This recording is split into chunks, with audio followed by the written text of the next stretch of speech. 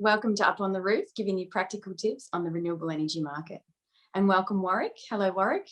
Hi, Ria. Nice to see you. How are you going there? Oh, lovely day here in Melbourne. I think it's above 20 degrees, so we've got to count that as blessings. Yes, that's nice, isn't it? So first of all, I wanted to talk a little bit about STCs and currently the supply and demand. We're creating over 930,000 STCs per week. What's your take on that? Look, I think the solar industry just keeps on growing and growing beyond the expectations of the regulator and the demand they set. And so basically, like in previous years, we've got more solar going in than demand for STCs. And so therefore, of course, that has some price impacts. Yes, it does. I would suggest one of the main things is moving towards July is that people lock in their prices and secure their pipelines, just because we've seen prices go from 35 to 37 in previous years, and we could expect that again moving forward. And where are prices at currently and what people can... I believe they're at 38.55, and the forwards may be backwardated, but we haven't seen any of that just yet. Yeah, look, I tend to agree that locking your STC price can be a sensible thing to do if you're in that position.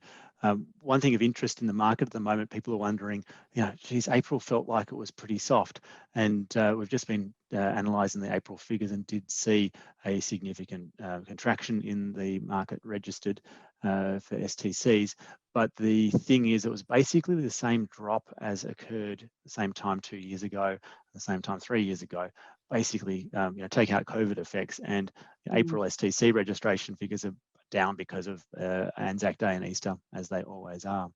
We did also see a dip in the leads generated around this time of year and proposals created, and we're not sure if that's something that will be sustained, but it was on a similar level to the reduction in STCs. So I don't think there's anything really going on in the market that's particularly quiet or will be particularly sustained, but there may be movements in market share that people are also seeing. Yeah, that's correct. Okay, and moving forward, what else would you like to talk about today? Should we go to battery storage? Yeah, absolutely. Look, I'm very excited about the battery market. It surprised me. It surprised many people in the battery market themselves who were expecting that 2020 wasn't going to be a year of significant growth. But we're already seeing that from the data and all the interviews we did, that actually there was plenty of growth. You just had to be in the right place and focusing on it. I've got some right interesting place, right data. time. Well, yeah, and look, one of the interesting things is I can see that so many solar companies their feedback is batteries are hard to sell, and so I'll just focus on solar while the industry's white hot. And we've done some really fascinating analysis, which I'm about to present at the Smart Energy Conference, that shows that your likelihood of converting a battery sale is equally likely as converting a solar sale when averaged across all of the companies that we have access to the data to, and that's over 50 at really like fine level resolution data. And that's fantastic. It's really interesting because you wouldn't expect that, but the reason that we see that is there's a significant variance from company to company, and it tells us that some companies aren't very good at selling batteries and some companies are very good at selling batteries and target that. So if you can get good at targeting batteries, then essentially you'll end up with a decent sales conversion rate on them. And of course, whenever you convert a battery sale compared to a PV only sale, the revenue is much higher, and therefore your dollar that hits your bottom line is as well. So it's a fascinating strategy that we see some companies taking and it paying dividends. But and then you think just averaged across all the companies that are out there, batteries are actually worth having a look at. Yeah, do you have any data about what the top brands and models are? We do. We have some data out of South Australian index, etc., and that shows that Tesla is leading the pack in terms of the volume and uptake based on that South Australian data source, which we suspect is something that's reasonably replicated across the country. There is an emerging tendency away from brands, big brands other than Tesla, and towards brands that are at the cheaper end, such as Alpha ESS.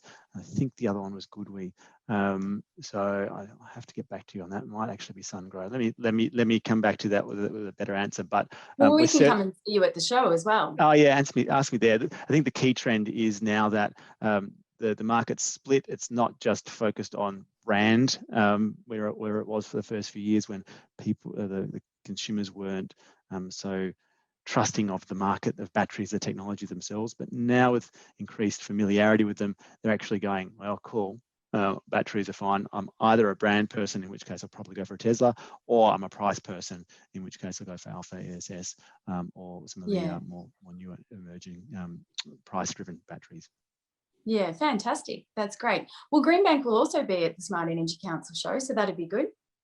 Yeah, hopefully it proceeds. I'm not sure if people are watching this before or after that, but yeah, a bit of a knife edge at the moment.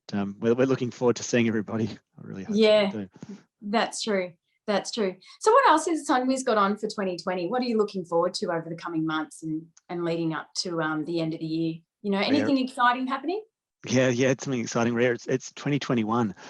So let's suggest that this year we're even more excited than last year.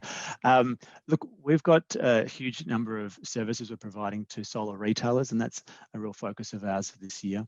That's particularly those on the open solar platform, integrating their CRM and even their STC portal and creation with open solar and their accounting system.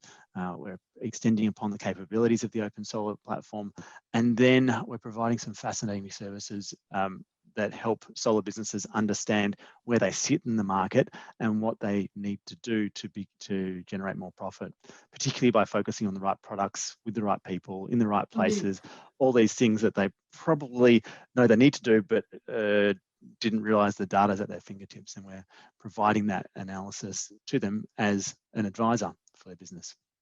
Fantastic. Excellent. Well, thank you for joining me today. It's been great to listen to you and to hear all the information, and I'll see you at the Smart Energy Council. Looking forward to it. Thank you.